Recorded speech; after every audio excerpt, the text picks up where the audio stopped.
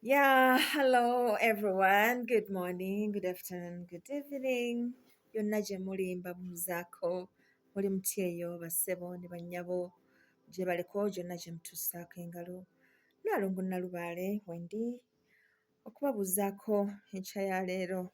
Ya envi zo zinzijjudde nkaddiye baana bange, maama akaddiye. Timumpanga n'endya, mumpanga n'ennywa nti ate ebyo siryebaza byaki? Tiŋŋamba abakyala mumpanga n'endya. Kale nno munnaye tuba tuli awo ng'obudde bwo butambula. Tebwerabira, tebwebaka, ffe ne twebaka bwo busigala butambula. Oh my God. Bugenda okulaba nga we wabuukanga ogezaamu okubuuka. Ogwa bugwe mwala. Kale nno otegedde bwe bityo. Olwaleero njagadde tutunuulire ebirooto ebitambuliramu okulabula. Eri ebirooto ebijja gye tuli nga bitulabula. Nga bitulabula ku bintu ebigenda okujja gye tuli. Era nga bino biba byagala kututaasa. Ebirooto nga bino bisobola okulaga abantu ababi abali mu bulamu bwo. Oba omuntu oyo omubi ali mu bulamu bwo. Ebirooto bino bya ttabbu olw'ensonga nti kikulaga omuntu omubi ali mu bulamu bwo. Naye nga mu mazima tolina bw'omweggyako. Ayinza okuba balo, ayinza okuba mukadde wo, ng'alina ebigendererwa ebitali birungi gy'oli. Gye bali abazadde, gye bali. Nga ye avuganya n'omwana. Ku bukadde bw'aliko awulira eby'omwana abyagala. Era ne kiba kitegeeza mwana oyo kumutta aveewo ye atwale eby'omwana ekyo ky'ajja okukola. Gye bali abazadde bwe batyo. Tujja kuboogerako. Naye ebirooto bino bijja gye tuli nga bitulabula. Okubaako abantu be twegendereza. Ekirooto kiyinza okulaga ng'omuntu ono alina ky'akukola. Naye nga mazima tagenda kikola kati. Naye nga ky'akola kiri equivalent ku ekyo kye bakulaze mu kirooto. Ekirooto kiyinza okukulaga ng'akusimbira eddagala. Naye nga mu mazima si kugamba nti amanyi n'abasawo gye bali. Ayinza okuba mulokole. Naye nga ky'akola kiri equivalent n'okukusimbira eddagala. Ng'ebirowoozo by'alina gy'oli biri equivalent n'ekyo. Oba nga gye bujja ajja kukyuka atuuke mu kiti eky'okuba nga akwagaliza embeera ng'ezo bwezityo. So mbasaba baana bange temubuusanga amaaso ebirooto ebirabula. Olumu bisobola okujja nga bikugezesa okulaba obwesige bwo eri bajjajjaabo bwenkana ki. Bwe banaakulaga ekintu bwe kiti onoopaapaala kyenkana ki. Ogenda kukola ki? Ogenda kubeekwasa oba ogenda kunoonya buyambi walala? What are you going to do? Ensonga lwaki ebirooto bino tulina obikwata with caution nga bizze gye tuli. Tusiriikirire twebuuze. Bajjajja kiki kye bagezaako okundaga? Bwe bandaga nga omuntu ono ye mukama wange, omuntu ono yambeezaawo yampaniridde, bwe bandaga ng'alina embeera bw'eti gy'ankola, kiki kye baagala ndabe? Nze nga maama, what would I advise? Gwe beekwase. Obagambe nti bakama bange mujjidde mu mulabe na buli ky'asobola okukola mukimanyi. Ate n'ekisobola okutangira ebyo byonna okubaawo era mubikola ki? Mubimanyi. Kale nze nsaba nga bwe mbeekwasizza bajjajjange mumpise mu nsonga eyo era muntaaseeko obulabe bwonna obugirimu kubanga nze nsaba kubeera bulungi kikyokka. Bajja gikuyisaamu era ebisigadde bajja bikwasaganya naye ng'otegedde. Kubanga to be honest, eriyo omuntu gw'otogenda kwegendereza okugeza kati nga mukyala wo mukyala wo ogenda mwegendereza otya nga tolya mmere gyafumbye olwawaka wafaanane watya? Omwami wo ogenda mwegendereza otya ng'okebera mitwetwe buli kiseera okulaba oba asuzizaayo akabundu oba ejjambiya? Olwewaka wafaanane watya? Really, there are things that are beyond us. Okay? And sometimes bino ebirooto bijja nga you're in good terms. Nga you're in good terms. Sigamba nti oba mwayombyeko, nti oba mwali muyombyeko, nti oba mulina ekibateganya mu bulamu bwammwe, nga muli mu good terms, really good terms. Naye n'oba nga kirooto kizza, and that's how it has come. So it is best ne weekwasa bajjajjaabo n'obategeeza nti bakama bange mwe mukira bonna okulaba n'okuwulira byonna n'amaanyi n'obuyinza. Kale nsaba ebintu ng'ebyo bikyamu mubigobere wala mutaaseeko embeera ezo, era n'omuntu ono omutaaseeko ebirowoozo ng'ebyo ebiyinza okumutuukirira sobole okutambula naye obulungi, kubanga tiyafuuka baze, yafuuka mukyala wange, ngenda kukola ntya bakama bange? Bw'obeewa n'obalaga nti gwe obwesize bonna obwesige bonna obutadde gye bali, they'll protect you. Era naye bajja muyamba okubanga ekintu ng'ekyo bakimuwugula. Yeah, so that is very, very possible. Naye nga okulabulako kubaawo n'obwegendereza bubaawo. Don't be so open. Don't be so open to people. Tokkiriza. Those people are your friends. Naye tobakkiriza kujjawo kutuuka buli wamu. Ekisenge kyo oyo ewasengekerwa ensonga z'ekisenge kyo, weewasengekerwa ensonga z'amaka go, butya eyo ewatonderwa abaana bo, byonna bitandikira eyo mu kisenge. Tokkirizaayo buli omu. Ye kituufu mukwano gwo, naye munnange abantu bakyuka, and sometimes you can never know ng'omuntu akyusiza endowooza. It is just a blink of an eye.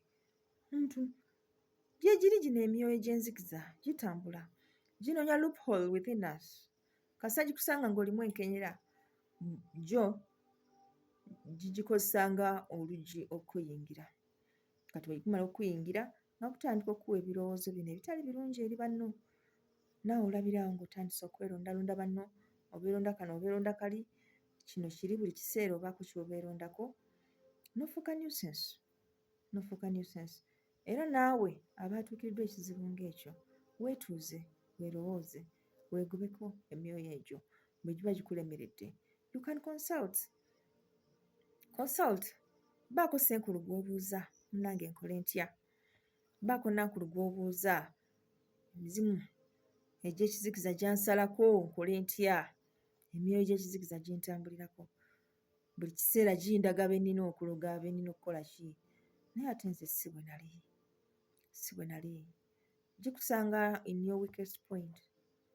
Oyinza okuba nga katugezi bakugobye ku mulimu, olwo nga buli gw'olaba kukwasa ensaalwa, n'otandikira awo n'ofuuka ekizibu eri banno, ng'ogamba nze mba sisobola gukola then teri agenda gukola, n'ologa buli kiramu, kakkana ofuukidde ddala omulogo ku ngwe, tokyasoboka.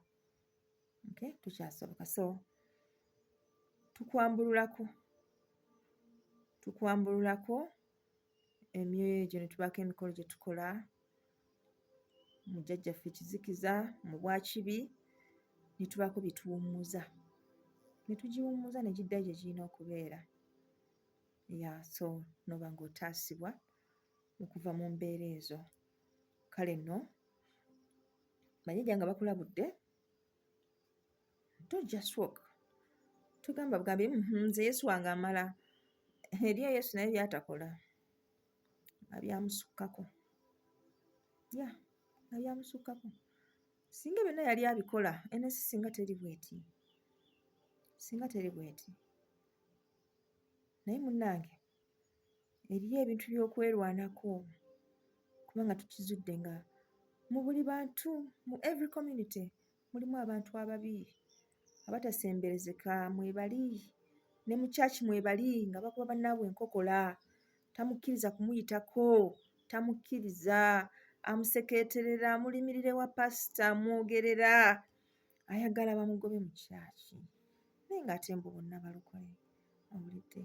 Gye bali mu masigidi balwanira kino balwanira kiri, teri alekera. N'obabuuza naye ddala ddala nga twajja tuli bwereere. Why? What is rightful yours? Let it be. Ne kati ng'ebyo bintu muyingiddemu biyingire. Lwaki munno omukubya enkokola? Muleke naye afune share ye, naawe fune yiyo. Okay? So, abantu bwe batyo always bali buli wamu, everywhere. They are there.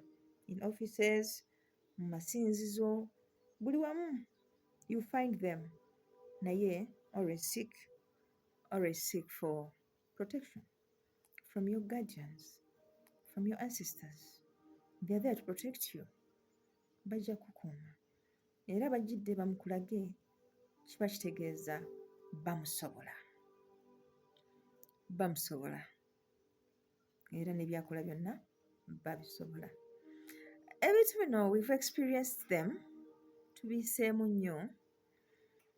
Naali banyumiza emboozi that I've ever encountered about being warned about someone. Unfortunately, abantu bamanyiddwa nnyo, mujja gamba n'oyo. Yeah, people are terrible. Omuntu akuloga naye nga ne byakuvunaana byakyana kito. Naye bw'oba oyagala nkikunyumize, you can inbox me. Nja kukunyumiza ekiboozi ekyokulabula kw'abantu nga bajjajja bakulabudde ku muntu. Nga bakulabudde ku muntu. Never underestimate people. Yeah, it's true. It's very true. Tosobola kumanya. Actually, come to think of it. Bajjajja bakulabula ku muntu n'obiyita ebyokusaaga. Naye nga seriously omuntu ono akuli nnyo deep inside. Ng'akuli so deep.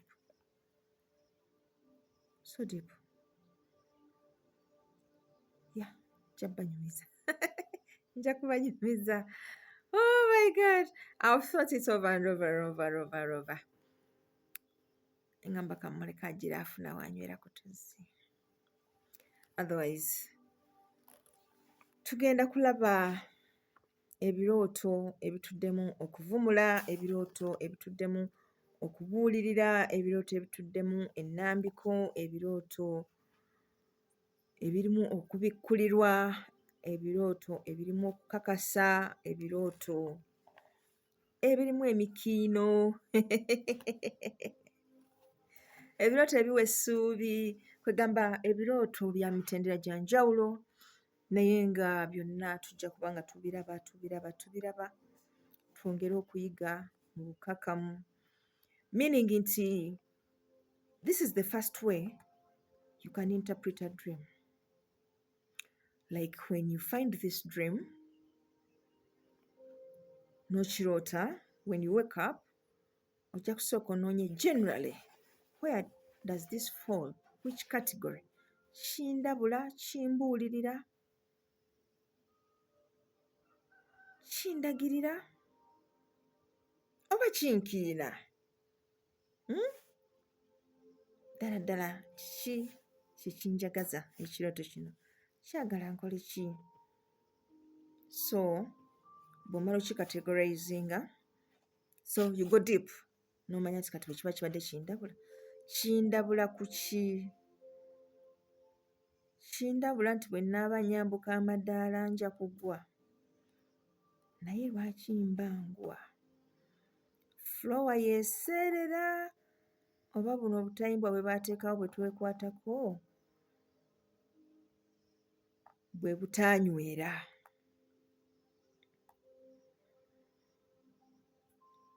Bwe kiba nti flowa yeeseerera, kiba kitegeeza waliwo eyagireetedde okuseerera. Naye yakikoze atya? Yasiimudde n'atakaza, oba yayiyeewo amazzi ga ssabbuuni mu bugenderere nti ngwe So we investigate ebirooto bino and we get to know the deeper meaning. We can even point at someone. Tumanya nti kino ekirooto, it is meant for this one. Kino akikola mu bugenderevu, ayagala mbeere bwenti ne bwenti. Bwe kiba nti emitayimbwa gino gye gitanywera, kiba kitegeeza nti eyo era yajjira ku baazimba. Abaazimba, they didn't know me. So bo baakikola bukozi. It is a general fault nti baakikola, meaning it can harm anyone. Kiba kitegeeza awo waliwo ekyetaaga okutereeza. Kiba kitegeeza nti mu bulamu mw'otambulira waliwo ekintu ekyateekebwamu mu system nga kiri meant to hurt any one of you aba fallen a victim. So try to establish in your system gy'okoleramu, what is that ky'olowooza nti si kirungi, tibakibateeramu ng'akatego ate nga n'abaakiteekamu tebasobola kukimanya. So try to establish it. Bw'onoogenda onoonyereza ojja kwesanga nga it is not even related to work. It is not even related to work. Nga it was a general fault. It was a general fault. Abawayaringa amasannyalaze waliwo we bataatereeza. But if you can investigate, you can establish that, then ne bakifixinga before it causes any damage. Yeah, some things can be fixed and easily fixed. So, bw'ofuna ekirooto, sooka okikategorizinge, bw'omala okikategorizinga, omanye kiki kye kikugamba. Okay? So, that is the purpose of this study. Twongere okutunula mu nsi y'emyoyo, tulileetinge n'obulamu buno bwe tuwangaaliramu, tusobole okumanya kiki kye tusaanidde okukola. Yeah, Wendy! Wendy, munjote buliro. So, kakomewo. Njaga mufune glass of water. Mufune ne ku popcorns. Mufune ne ku mmwanyi. Lwakuba emmwanyi ezo muba muzigaaya, mba temwagala kuwuliriza. Mubeera very busy nga mwegaaya bwegaaya. Okay, omulondo. Yeah, kale mulye ku mulondo. Not bad. It's good for the breath, for digestion, and for appetite. What else? Ka drink. Yeah, ka juice kalungi. With less sugar. Yeah. Or no sugar at all. It's okay. Obulamu bumpi. Temwerumya nnyo. Kasukaali mukanywe naye mu kigero. Mukanywe not very often. Sagala munywe sukaali nga mwewana mmanyi muli baana ba mmetta. Mujja kulwalira bwereere. Mmetta tajja na kusasulayo yadde 10 mu ddwaliro. Okay? Yeah, so let's enjoy life. Abalubaale tuyita mu kubonaabona kungi. Mu biseera ng'olina okweyagala weeyagale. Instead of sugar, you can use honey. It's good and healthy. Yeah, bweza mbagaliza okubeera bulungi. Weewaawo.